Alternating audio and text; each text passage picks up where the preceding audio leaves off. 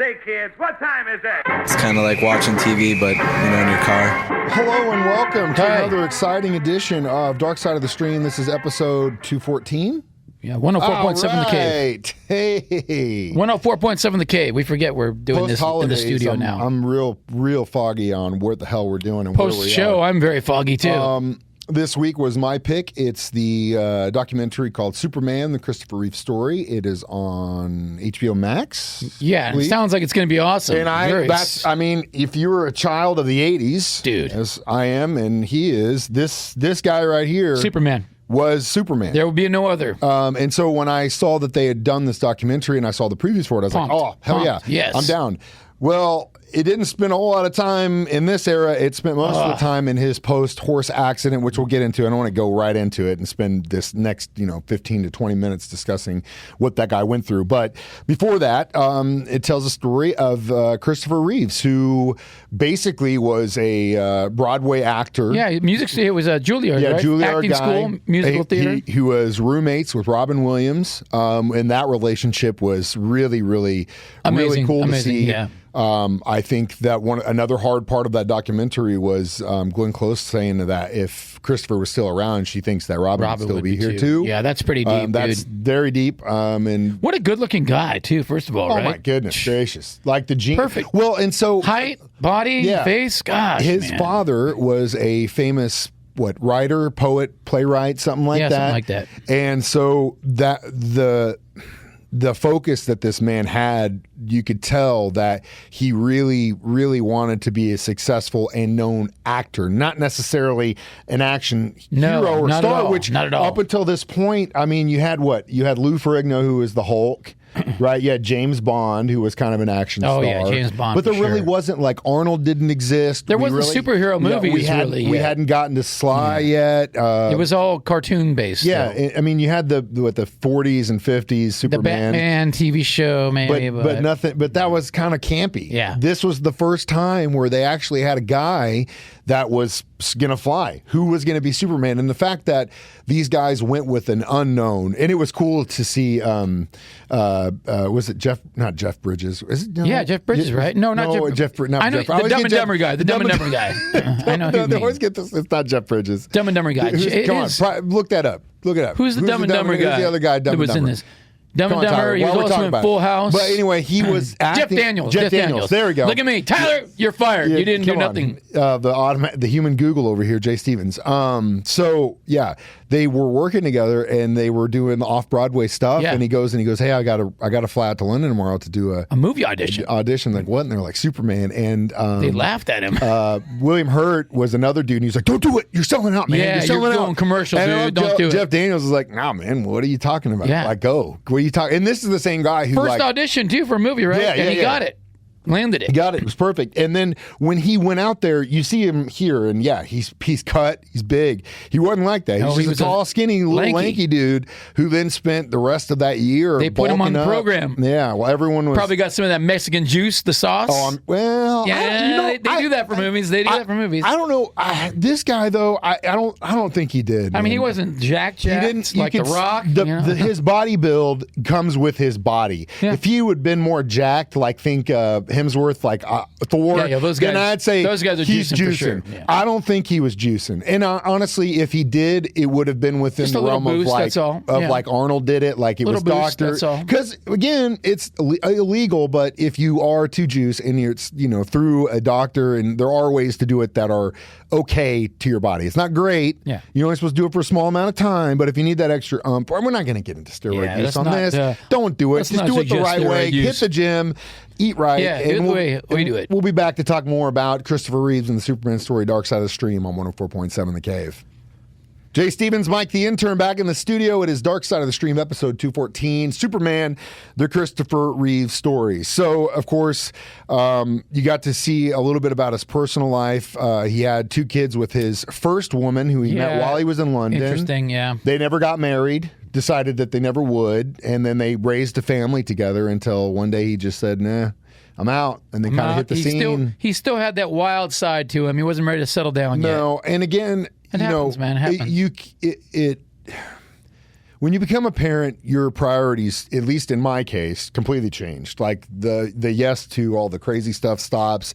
You'd rather be, I mean, I was going into this last week and people were talking about going to happy hour. We were at work and they were like, yeah, about happy hour. In my mind, I'm thinking, oh, that'd be fun. But then I'm like, nah, I just want to spend time with my kid and like play. And then I'm at home Friday night, playing with my kid before bed and like that's the time. Awesome. That's my lane. But, you know, he was married with kids or whatever and gets the Superman gig. Now you're a big, huge movie star.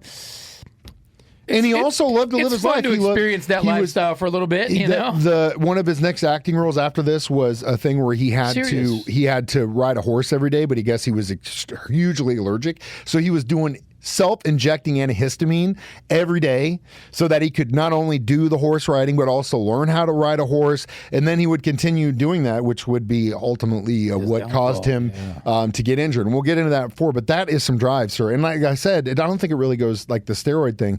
A guy that was willing to inject himself with antihistamines to get over his allergic reaction doesn't seem like the guy that would be willing to cut corners to get big. I think he just did it. But my point is, even his kids would talk about how much they loved him and adored him, but the oldest one said, like, I was born, and the next day my dad went to go ski. He was not great. He lived his life, you know, the way he wanted to. And then, obviously, the success of Superman, which would continue, which, by the way, again, I want to give props to Richard Donner, the director of the first Superman film. That guy is a monster. He raised the bar. He directed so many great films and was a part of so many great movies in the 80s. Like, he's a big part of my life as far as films that I love. If his name is usually attached to it somehow. But what was your favorite? Did you think the first one was the best or the second one? First one always. I mean, with these kind of movies, usually the first one. I personally, usually Superman they go 2, back to the well. They Superman go back to the well. Good. It gets watered down. Even he started saying by Superman 4. It's like by 4, he didn't even want to be doing it anymore. But like, Superman 2 is not to be slept on. It is an incredible. Yeah, film. I kind of remember there was a lot of hype with that one, and that was like, oh my gosh, there's another Superman movie. Because it's like it's almost like a darker version. I still think it's one of the biggest letdowns of the world that they'll never do. Death of Superman, because if you've ever read that read that comic, it's an incredible thing. If they could translate that to film, it would be something. Well, Superman was probably the last superhero movie I've ever seen, because I haven't watched any of this. No Marvel, stuff. none of this stuff. No, I'm not big. Sorry, Tyler. What you need to do, what I was strongly suggesting, because I also I know Tyler's sitting there shaking his head. He's like, "Oh, I've seen every single one." Yeah, they probably watched them all last night. I also have become extremely burnt out on the superhero thing and how we're just rehashing these superhero movies over and over and over again. That's what I'm thinking. I will say to you this though: you really, really, really need to watch the Watchmen series on Max. It is phenomenal. I tried to. I couldn't do it. I will take that back. I did watch the Batman with Val Kilmer. So that was post this. Like all the worst, like literally, Tyler's laughing. That was the worst. The that worst was the of all. Best one. I love Val Kilmer. That was the best one. It was not. Christian Bale Batman's the best Batman. No. Tyler. Oh, yeah. He's more old school. The one with Prince on the soundtrack? Dude, that was dope. That was dope. The first and second, like with Michael Keaton, are great. But I think realistically... Yeah, Michael Keaton is not I think Christian Bale Batman is the best. And you got the best villains in those. Now, Batman 2, of course, you had the Penguin and you had the Joker in the first one. But... What about this new one? Heath with Ledger's... the vampire kid. You know what? It's not bad. I went into it and thinking like, we got the Twilight guy in there. What he are we seems doing? believable, like Val Kilmer, like they a dark soul. They leaned heavily on the villains in that, and I think that is a thing where the best ones, when you lean on the villains, it actually makes it better. I.e., Superman 2. The reason Superman 2 is I think better than Superman 1 was because the villains in Superman 2 were a lot better than the Lex in the first one. I mean, it's Gene Hackman, like that's great, but Superman 2 villains are so much better. Anyway. We'll be back to talk about the sad part of this story, which is the majority of the documentary. Next, Dark Side of the Stream on 104.7 The Cave. Mike, the intern, Jay Stevens, back in the studio. It is Dark Side of the Stream on 104.7 The Cave, episode 214, doing Superman, the Christopher Reeves story. So, of course, he was a big horse rider, and one day he's out doing a competition, which he was known to do. Just biffed it. The horse threw him, and instead of being able to, whatever happened, he wasn't able to break his fall and literally landed on his head. And so At the time, they thought he was a goner. Yeah. It essentially had separated his head from his body. Oh gosh, The surgery that they did to bring him back, which I think they said he coded 5 times, was the first of its kind. They basically had to reattach his head to his body. Ultimately, he would be paralyzed from the neck down. And there was some infighting between his family and his wife at the time, who he'd remarried and had another family with, and fell in love and the whole deal. She didn't want him; she wanted to try, and he basically decided that he was going to do it. Let's do it. And so then it would become an advocate for people that were in his condition, where what the question of quality of life and what that actually means, and to some people that literally have to be kept alive with the aid of machines, can they have a full and fulfilling life? And he spent the next several years of his life proving that it was possible. Yeah, good work with foundations and stuff. Yeah, just it was real sad, man. Oh my God, it was so gut wrenching. Just such a life change, and what his kids and family had to from a guy who literally played Superman. hockey, a guy that was Superman. Yeah, to completely cut him, and it was real bummer, man. Very, very, life very is solid. Fragile, I think, is what it showed for sure. Yeah, and then of course, you would follow his journey throughout that, and then the biggest gut punch was his youngest son literally losing his dad, losing his grandmother, and within 8-9 months of that, his mother gets diagnosed with lung cancer. Never smoked a day in her life. Yeah, that was Stage wacky, 4, right? and she was gone within 6 months. So in 18 months, that boy lost his dad, lost his mom, lost his grandmother. I know life is relative to each one of us, but brother, that's a run, man, right there. Yeah, it's terrible. Yeah, it was a real downer for a while. That was the one drawback to this documentary. It was just. What a drag, man. It just, again, I believe that you should live your life like today is the day, and you can, and you try, within parameters, obviously. Got that, Tyler? But, because you never know what tomorrow brings. And Christopher Reeves did that. It just sucks that what ended up happening to him was to take someone that was so full and so rich of life and to just completely say, okay, this is your life now. Yeah.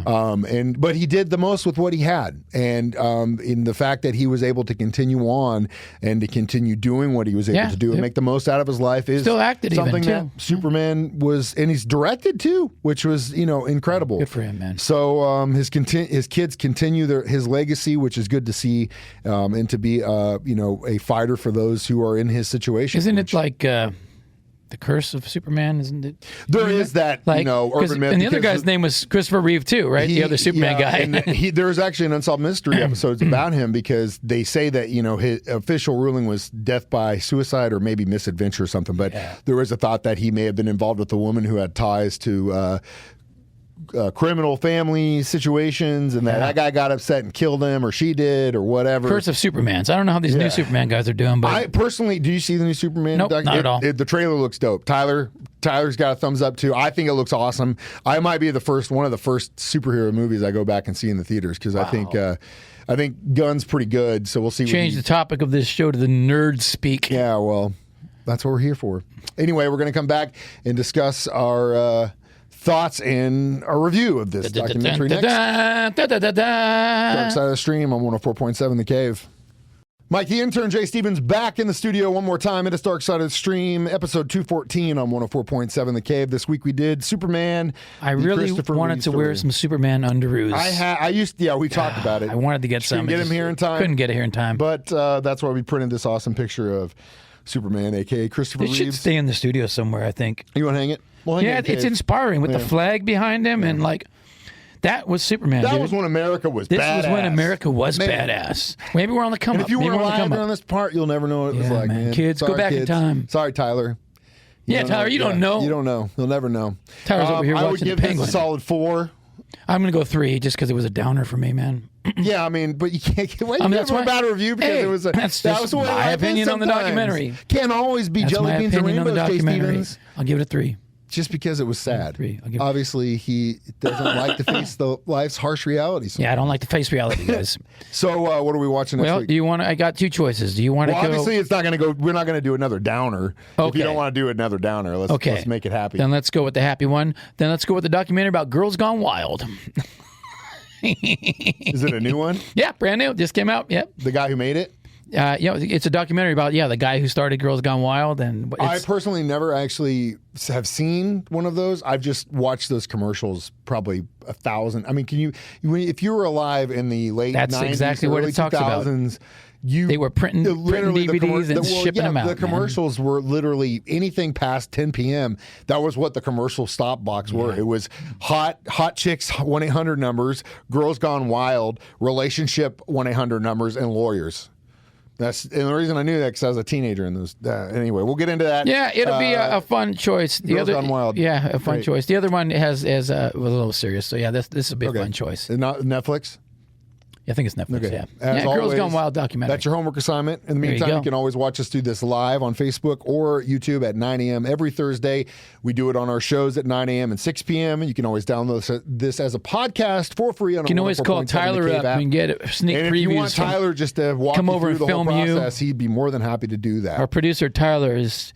Poor guy. We're corrupting this guy. We're building a strong work ethic, but we are corrupting him. He's putting up his boundaries, though. You got really lucky with this job, Tyler. If you had a real job... He's like going define. You wouldn't make it. Just wrote it on a piece of paper. Define luck. Yeah. Either way, I'm Mike the Intern. That's Jay Stevens reminding you we watch movies, documentaries. so you don't have to. to. It's Dark Side of the Stream on 104.7 The Cave.